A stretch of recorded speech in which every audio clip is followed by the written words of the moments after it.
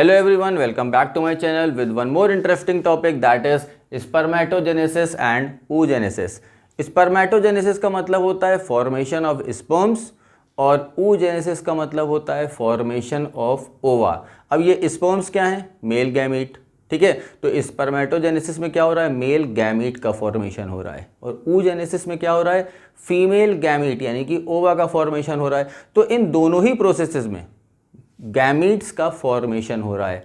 तो इसलिए इन दोनों प्रोसेस को अगर हम एक साथ बोलें, स्पर्मेटोजेनेसिस और oogenesis को एक साथ बोला जाए तो बोला जाता है गैमीटोजेनेसिस, यानी कि गैमीट्स का फॉर्मेशन। गैमीटो यानी गैमीट्स एंड जेनेसिस का मतलब होता है फॉर्मेशन। तो आज के लेक्चर में हम गैमीट्स के फॉर्मेशन के बारे में पढ़ेंगे, किस तरह से टेस्टिस में स्पर्म्स का फॉर्मेशन होता है और ओवरी के अंदर ओवा का यानी कि फीमेल गैमीट का फॉर्मेशन होता है। तो स्टार्ट करते हैं विद द स्पर्मेटोजेनेसिस। मैंने अपने पिछले लेक्चर में आपको बताया था कि जो स्पर्म्स का फॉर्मेशन होता है टेस्टिस में वो होता है इनसाइड द सेमिनिफेरस ट्यूब्यूल्स।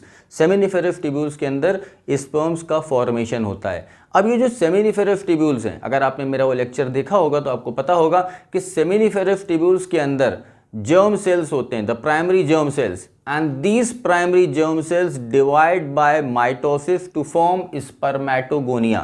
ठीक है, स्पर्मेटोगोनिया पहले से नहीं प्रेजेंट होते हैं। टेस्टिस में एक्चुअली क्या प्रेजेंट होता है? Primary germ sales. तो ये जो प्राइमरी जर्म सेल्स होते हैं इनमें माइटोसिस होती है और माइटोसिस के बाद बनता है स्पर्मेटोगोनिया। स्पर्मेटोगोनिया चूंकि माइटोसिस से बन रहा है इसलिए ये स्पर्मेटोगोनिया भी डिप्लॉइड होता है। Now this spermatogonia again undergo mitosis. ये स्पर्मेटोगोनिया में फिर से माइटोसिस होगी। अब जब स्पर्मेटोगोनिया में माइटोसिस होगी, और ये चीज़ आप क्लास 11 में ही पढ़ चुके हैं कि माइटोसिस में एक सेल से दो सेल बनते हैं having the same number of chromosomes. तो स्पर्मेटोगोनिया F2N दैट इज 46 क्रोमोसोम्स। अब इसमें माइटोसिस होगी तो दो सेल बनेंगे, और वो दो सेल कैसे बनेंगे? 46 क्रोमोसोम्स वाले यानी डिप्लॉइड वो भी बनेंगे, प्राइमरी स्पर्मेटोसाइट्स। यानी पहले तो टेस्टिस में जो जर्म सेल्स होते हैं उनमें रिपीटेड माइटोसिस होती है। रिपीटेड माने कई सारी माइटोसिस होती है जिससे कि बनता है स्पर्मेटोगोनिया, और इस स्पर्मेटोगोनिया में फिर से माइटोसिस होगी तो बनेंगे primary spermatocytes which are again diploid. चूंकि माइटोसिस हो रही है इसलिए ये भी डिप्लॉइड होंगे। Now the process of formation of primary spermatocyte from spermatogonia, ये जो प्राइमरी spermatocytes बन रहे हैं फ्रॉम spermatogonia, इस प्रोसेस को हम बोलते हैं स्पर्मेटोसाइटोजेनेसिस। स्पर्मेटोसाइटोजेनेसिस क्या है? जब स्पर्मेटोगोनिया में माइटोसिस होती है और उनसे बनते हैं प्राइमरी स्पर्मेटोसाइट, तो this process is known as spermatocytogenesis. तो अब स्पर्मेटोगोनिया में माइटोसिस हुई तो कितने प्राइमरी स्पर्मेटोसाइट बने? यहाँ पर दो प्राइमरी स्पर्मेटोसाइट बने। अब देखते हैं ये जो प्राइमरी स्पर्मेटोसाइट है, ईच प्राइमरी स्पर्मेटोसाइट, इसमें अब शुरू होगी मियोसिस। और मियोसिस आप क्लास 11 में पढ़ चुके हैं कि मियोसिस दो पार्ट में होती है, मियोसिस 1 और मियोसिस 2। मियोसिस 1 रिडक्शनल डिवीजन है। रिडक्शनल डिवीजन का मतलब होता है कि क्रोमोसोम नंबर हाफ हो जाते हैं, यानी डिप्लॉइड सेल हैप्लॉइड हो जाता है। तो आप देखिए प्राइमरी स्पर्मेटोसाइट में फर्स्ट मियोसिस होगी, तो फर्स्ट मियोसिस जब होगी प्राइमरी स्पर्मेटोसाइट में तो दो सेकेंडरी स्पर्मेटोसाइट बन जाएंगे। प्राइमरी स्पर्मेटोसाइट में फर्स्ट मियोसिस होगी तो दो सेकेंडरी स्पर्मेटोसाइट बन जाएंगे और उनका क्रोमोसोम नंबर भी हाफ हो जाएगा। देखिए यहाँ पे 2n है, यहाँ पे n हो गया, क्योंकि मियोसिस 1 इज रिडक्शनल डिवीजन, तो क्रोमोसोम नंबर ये हाफ कर देता है। ठीक है, तो primary spermatocyte, each primary spermatocyte divides by meiosis to form two haploid secondary spermatocyte. तो दो सेकेंडरी स्पर्मेटोसाइट बन गए, वो भी कैसे? हैप्लॉइड बने। अब इन सेकेंडरी स्पर्मेटोसाइट्स में ये जो दो सेकेंडरी स्पर्मेटोसाइट बने हैं इनमें मियोसिस 2 होगी, और आप जानते हैं ओवरऑल मियोसिस में कितने सेल बनते हैं? 4। तो सेकेंडरी बन गए थे 2, सेकेंडरी स्पर्मेटोसाइट प्राइमरी से कितने बने थे? 2, और इन दोनों सेकेंडरी स्पर्मेटोसाइट्स में फिर से मियोसिस होगी। तो जब फिर से मियोसिस होगी यानी मियोसिस 2, तो 4 स्पर्मेटिड्स बनेंगे, 4 स्पर्मेटिड्स बनेंगे। और ये जो 4 स्पर्मेटिड्स हैं अब इनका मेटामॉर्फोसिस होगा, and this metamorphosis of spermatids is known as spermiogenesis. ये जो मेटामॉर्फोसिस ऑफ स्पर्मेटिड्स है इसको ध्यान रखिएगा कि स्पर्मेटिड्स जो यहाँ पर 4 बने हैं इनका मेटामॉर्फोसिस होगा नोन एज स्पर्मियोजेनेसिस।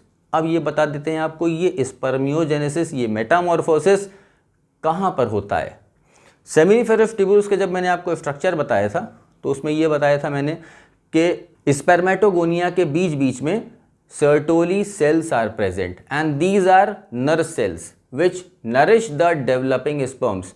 तो ये जो स्पर्मेटिड्स यहाँ पर बने हैं, हैप्लॉइड स्पर्मेटिड्स बने हैं 4, ये चारों स्पर्मेटिड्स अब मेटामॉर्फोसिस करेंगे, ये पहुंचेंगे सर्टोली सेल्स के अंदर and their head, these spermatids जो उनके हेड होते हैं वो एम्बेडेड हो जाएंगे इनसाइड द सर्टोली सेल्स और वहां पर इनका मेटामॉर्फोसिस होगा to form the sperms and this process is known as spermiogenesis. तो एक बार इस प्रोसेस को रिवाइज कर लेते हैं कि टेस्टीज में जो सेमिनिफेरस ट्यूब्यूल्स होते हैं वहां पर जर्म सेल्स प्रेजेंट होते हैं। These germ cells undergo repeated mitotic division to form large number of spermatogonia. अब इन स्पर्मेटोगोनिया में माइटोसिस होगी to form 2 primary spermatocyte and this process where primary spermatocytes are formed by spermatogonia is known as spermatocytogenesis। फिर in primary spermatocytes में क्या होगा, meiosis होगी, meiosis 1, meiosis 2। तो प्राइमरी स्पर्मेटोसाइट में जब फर्स्ट मियोसिस होगी तो 2 सेकेंडरी स्पर्मेटोसाइट्स बनेंगे हैप्लॉइड, क्योंकि फर्स्ट मियोसिस में रिडक्शनल डिवीजन होता है, क्रोमोसोम नंबर हाफ हो जाते हैं। और अब ये जो 2 सेकेंडरी स्पर्मेटोसाइट बने इनमें क्या होगा, सेकेंड मियोसिस होगी और क्या बन जाएंगे, spermatids. Now these spermatids will undergo metamorphosis known as spermiogenesis in the Sertoli cells to form the functional sperms. And now the hormones involved in this entire process, ये जो पूरा प्रोसेस मैंने आपको बताया स्पर्मेटोजेनेसिस का, इसमें कौन कौन से हार्मोन्स इन्वॉल्व्ड हैं। देखिए सबसे पहला हार्मोन होता है ICSH, interstitial cell secreting hormone.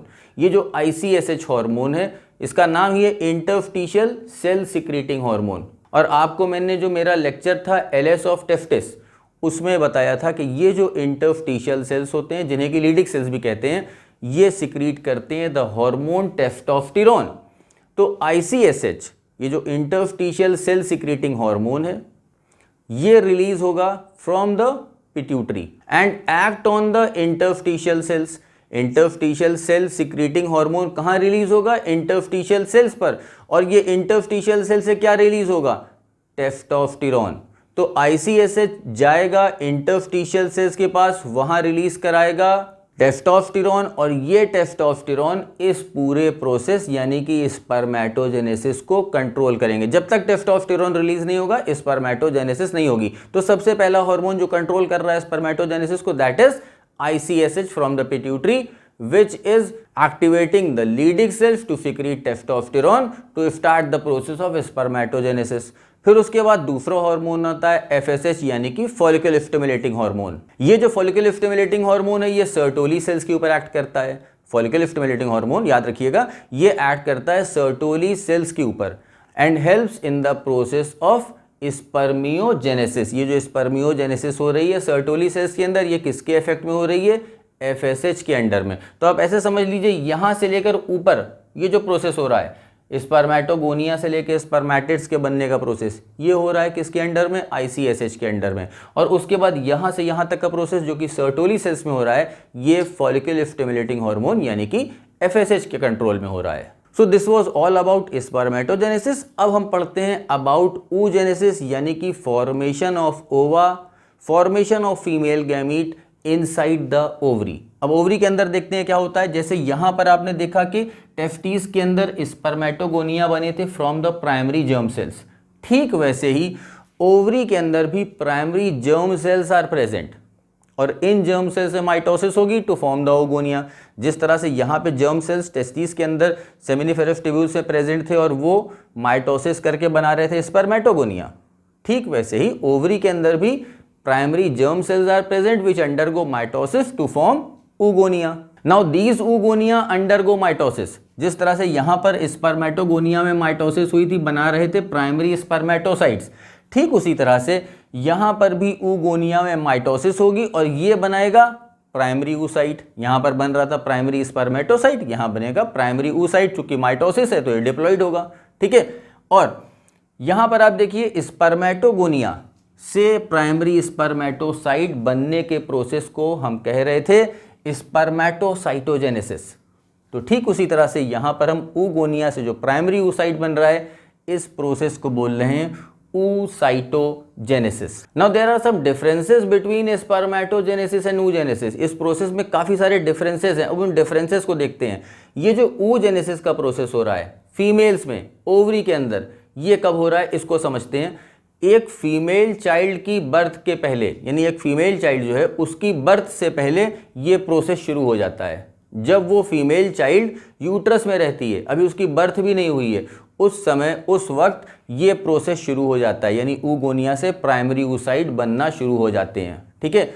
और बर्थ से पहले पहले प्राइमरी oocyte बन जाते हैं, यानी ये जो प्रोसेस है oocytogenesis, ये बर्थ से पहले ही हो जाता है, ठीक है। बर्थ से पहले ही oocytogenesis हो जाएगा, oogonia से प्राइमरी oocytes बन जाएंगे। और ये जो प्राइमरी oocytes हैं इनमें अब होगा मियोसिस। जिस तरह से यहाँ प्राइमरी स्पर्मेटोसाइट में मियोसिस हुआ था, ठीक उसी तरह से यहाँ पर प्राइमरी oocyte में भी मियोसिस होगा। ये प्राइमरी oocyte कहाँ बने हैं? उस फीमेल चाइल्ड में जिसकी अभी बर्थ भी नहीं हुई है। तो बर्थ से पहले ये प्राइमरी oocyte उसकी फीमेल चाइल्ड की ओवरी में बन चुके हैं, ठीक है। तो अब इन प्राइमरी oocyte में फर्स्ट मियोसिस भी स्टार्ट हो जाएगा। बर्थ से पहले ही प्राइमरी oocyte में मियोसिस 1 भी स्टार्ट हो जाएगा। लेकिन देखिए यहाँ पे मैंने एक चीज लिखी है, अरेस्टेड इन प्रोफेज 1। मियोसिस 1 आपने क्लास 11 में पढ़ा था, उसमें था प्रोफेज 1। तो प्रोफेज 1 में ही ये प्राइमरी oocyte का डिवीजन रुक जाएगा, यानी कि मियोसिस ऐसा नहीं कि कंप्लीट हो जाएगा। बर्थ से पहले प्राइमरी oocyte में मियोसिस 1 स्टार्ट तो हो जाता है, बट प्रोफेज 1 में ही वो रुक जाता है। प्रोफेज 1 में ये डिवीजन रुका रहता है, यानी प्राइमरी oocyte सेकेंडरी oocyte नहीं बन पाते हैं, ठीक है। तो अब जब फीमेल चाइल्ड की बर्थ होगी, जिस फीमेल चाइल्ड की बात हो रही है, उस फीमेल चाइल्ड की जब बर्थ होगी तो उसकी ओवरी में प्राइमरी oocyte प्रेजेंट होंगे, अरेस्टेड एट प्रोफेज 1 स्टेज, ठीक। अब ये जो प्राइमरी oocyte हैं जो कि प्रोफेज 1 स्टेज पे रुके हुए हैं, बर्थ के बाद ये रुक जाएंगे वहीं पर। और अब ये कब तक रुके रहेंगे? ये रुके रहेंगे अप टू प्यूबर्टी। जब तक ये फीमेल चाइल्ड प्यूबर्टी की स्टेज पे नहीं पहुंचती, तब तक ये प्राइमरी oocyte इसी तरह से प्रोफेज 1 की स्टेज पर रुके रहेंगे। ये कह सकते हैं कि लगभग 13 साल 14 साल तक ये प्राइमरी oocyte ऐसे ही रुके रहेंगे, अरेस्टेड एट प्रोफेज 1। अब एक बार जब प्यूबर्टी शुरू होती है, देखिए लाइन मैंने खींच रखी है यहाँ पर, प्यूबर्टी के बाद, अब ये जो स्टेप्स हो रहे हैं ये प्यूबर्टी के बाद हो रहे हैं, ठीक है। प्यूबर्टी के पहले कुछ हुआ ही नहीं। प्यूबर्टी के पहले जो प्राइमरी oocyte थे वो तो रुके ही हुए थे, यानी बर्थ के पहले बन गए थे प्राइमरी oocyte और उनमें मियोसिस 1 स्टार्ट हो गई थी। और बर्थ के बाद अब वो वहीं रुका हुआ है। कब तक रुका रहेगा? प्यूबर्टी तक। और अब जब प्यूबर्टी अटेन करेगी ये फीमेल, तब उसमें प्राइमरी oocyte अब अपना मियोसिस 1 कंप्लीट करेगा। मियोसिस 1 जो कि प्रोफेज पे रुका था वो कंप्लीट करेगा और उसमें सेकेंडरी oocyte बनेगा और फर्स्ट पोलर बॉडी बनेगी। अगर आप इस प्रोसेस को स्पर्मेटोजेनेसिस से मिलाइए तो यहाँ पर प्राइमरी स्पर्मेटोसाइट में जब मियोसिस हो रही थी, यानी मियोसिस 1 हो रही थी, तो 2 सेकेंडरी स्पर्मेटोसाइट बन रहे थे, ठीक है। क्योंकि जनरली मियोसिस में क्या होता है, मियोसिस 1 में 1 से 2 सेल बनते हैं और फिर मियोसिस 2 में उन 2 के 4 सेल हो जाते हैं। तो यहाँ भी प्राइमरी oocyte में 2 सेकेंडरी oocyte बनने चाहिए थे, लेकिन नहीं, 1 सेकेंडरी oocyte बना और 1 सेल बना जिसको कि हमने कहा फर्स्ट पोलर बॉडी। अब ये पोलर बॉडी क्या, ये बताता हूँ मैं आपको। तो बहरहाल एक तो बन गया सेकेंडरी oocyte और दूसरा बन गया फर्स्ट पोलर बॉडी। और ये चूंकि मियोसिस हो रही थी तो 2n से ये n और n हैप्लॉइड हो गए, क्रोमोसोम नंबर हाफ हो गया। अब ये जो सेकेंडरी oocyte है, जिस तरह से यहाँ आप देखिए सेकेंडरी स्पर्मेटोसाइट में अब मियोसिस 2 होगा और बन गए स्पर्मेटिड्स, तो ठीक उसी तरह से सेकेंडरी oocyte इसमें भी मियोसिस 2 होगा, सेकेंड मियोसिस होगा और उससे आगे के सेल्स बनेंगे। लेकिन अभी नहीं, सेकेंडरी oocyte रुका रहेगा। सेकेंडरी oocyte अपनी उसी स्टेज पर रुका रहेगा। कब तक रुका रहेगा? देखिए यहाँ पर, जब तक स्पर्म नहीं आ जाता। सेकेंडरी oocyte ऐसा नहीं कि ओवा बना लेगा, आगे चल के उसमें सेकेंड मियोसिस होगी और वो एक फंक्शनल ओवा बना लेगा। आपने एक स्ट्रक्चर पढ़ा होगा, मेरा लेक्चर था ग्राफियन फॉलिकल के बारे में, उसमें मैंने बताया था कि ग्राफियन फॉलिकल के अंदर जो फीमेल गैमीट प्रेजेंट होता है एक्चुअली वो सेकेंडरी oocyte होता है। अब ये सेकेंडरी oocyte ग्राफियन फॉलिकल से रिलीज होगा, जिसको हम बोलते हैं ओव्यूलेशन। ग्राफियन फॉलिकल से रिलीज होगा, फैलोपियन ट्यूब में आएगा, और ये जब फैलोपियन ट्यूब में आएगा और बाई चांस अगर स्पर्म पहुंचता है फर्टिलाइजेशन के लिए, तो जैसे ही स्पर्म पहुंचेगा और जो मेम्ब्रेन होती है सेकेंडरी oocyte की, मैंने आपको बताई थी कोरोना रेडिएटा और ज़ोना पेलुसिडा वगैरह, जब यहाँ पर पहुंचता है स्पर्म, तब ये स्पर्म इनिशिएट करता है, स्पर्म इनिशिएट करेगा, स्पर्म इनिशिएट करता है इस सेकेंडरी oocyte में सेकेंड मियोसिस के लिए। अगर मान लीजिए स्पर्म नहीं पहुंचता है, यानी फर्टिलाइजेशन नहीं होता है, तो ये सेकेंडरी oocyte फैलोपियन ट्यूब में जाएगा, फैलोपियन ट्यूब से यूट्रस में जाएगा, अल्टीमेटली मेंस्ट्रुएशन के थ्रू ये सेकेंडरी oocyte बॉडी के बाहर रिलीज हो जाएगा, लेकिन इसका सेकेंड मियोटिक डिवीजन कंप्लीट नहीं होगा। ठीक है, तो सेकेंड मियोटिक डिवीजन किसका कंप्लीट होता है? सिर्फ उसी का कंप्लीट होगा, उसी सेकेंडरी oocyte का सेकेंड मियोटिक डिवीजन कंप्लीट होगा जिसके पास स्पर्म पहुंच चुका है। तो अगर मान लीजिए इसके पास स्पर्म पहुंच गया सेकेंडरी oocyte के पास, तो इनिशिएट करेगा ये स्पर्म सेकेंड मियोसिस को, और तब इस सेकेंडरी oocyte में सेकेंड मियोसिस होगी और बनेगा एक ओवा, एक फंक्शनल ओवा बनेगा फीमेल गैमीट, और एक बन जाएगा सेकेंड पोलर बॉडी। एक पोलर बॉडी यहाँ बनी थी, एक पोलर बॉडी यहाँ पर बनी है। एक्चुअली ये जो पोलर बॉडी होती है इनमें थोड़ा बहुत साइटोप्लाज्म का अमाउंट प्रेजेंट होता है, and these are essential for the early development of the embryo. तो इनका काम तो है for the early development of embryo, लेकिन अगर गैमीट देखें तो गैमीट यहाँ पर जो फीमेल गैमीट है वो एक ही बन रहा है। और जिस तरह से आपने देखा यहाँ पर स्पर्मेटोजेनेसिस थी, एक साथ लगातार चलती चली जा रही है। एक बार स्टार्ट हुई स्पर्मेटोगोनिया से तो अल्टीमेटली स्पर्म्स पर ही आकर खत्म हुई, लेकिन यहाँ पर अगर देखा जाए तो जो oogenesis है वो स्टेप वाइज चल रही है। पहला प्रोसेस हुआ यहाँ पर कि oogonia से प्राइमरी oocyte बन रहा है बर्थ से पहले ही, और बर्थ से पहले ये प्राइमरी oocyte बन के इसमें मियोसिस 1 स्टार्ट हो जाएगा और वहीं पर ये प्रोफेस पे रुक जाएगा। अब फीमेल चाइल्ड की बर्थ होगी और ये प्राइमरी oocyte बर्थ से लेकर प्यूबर्टी तक रुका रहेगा, और जब प्यूबर्टी की शुरुआत होगी तब ये प्राइमरी oocyte में फर्स्ट मियोटिक डिवीजन कंप्लीट होगा, और तब उससे बनेगा सेकेंडरी oocyte और फर्स्ट पोलर बॉडी। अभी भी डिवीजन फिर रुक गया, आके यहाँ रुका हुआ था प्यूबर्टी तक, यहाँ पे आके फिर रुक गया, सेकेंडरी oocyte की स्टेज पर फिर से आके रुक गया। अब अगर स्पर्म आता है तो वो इनिशिएट करेगा सेकेंड मियोटिक डिवीजन को, और तब जाके फीमेल गैमीट बनेगा और एक सेकेंड पोलर बॉडी बनेगी। अगर स्पर्म नहीं आता है तो ये सेकेंडरी oocyte इसी फॉर्म में बॉडी के बाहर मेंस्ट्रुअल फ्लो के थ्रू रिलीज हो जाएगा। So this was all about the entire process of spermatogenesis and oogenesis। Will meet again with some more interesting topic. Stay tuned. Thank you.